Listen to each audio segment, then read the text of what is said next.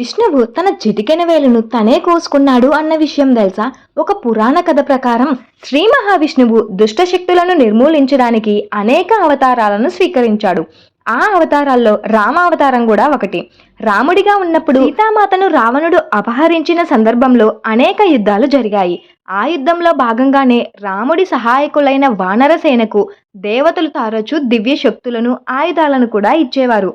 ఒకసారి రాముడు, లక్ష్మణుడు యుద్ధానికి సిద్ధమవుతుండగా రాక్షసులు వదిలి వెళ్లిన శక్తివంతమైన బాణాల వల్ల గాయాలయ్యాయి. ఆ గాయాలను నయం చేయడానికి ఋషులు ప్రత్యేక ఔషధ గుళికలను తయారు చేశారు.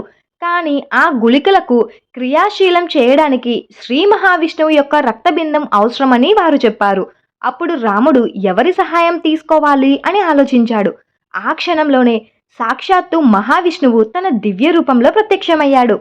ఆలస్యం చేయకుండా ఆయన తన చిటికెన వేలిని స్వల్పంగా కోసి రక్తాన్ని ఆ గుళిక పైన చిందించాడు.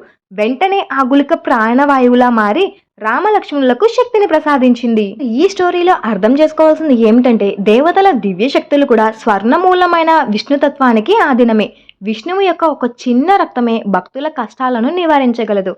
అదేవిధంగా స్వల్ప త్యాగమే అయినా అది మహత్తర ఫలితాలను ఇస్తుందని ఈ స్టోరీ మనకు తెలియజేస్తుంది. సో ఈ స్టోరీ మీకు ఇంట్రెస్టింగ్గా అనిపించి మొదటిసారి వింటే ఈ వీడియోని లైక్ చేసి మన ఛానల్ని సబ్స్క్రైబ్ చేసుకోండి. అలాగే ఓం విష్ణుదేవాయ నమః అని కామెంట్ చేసేయండి.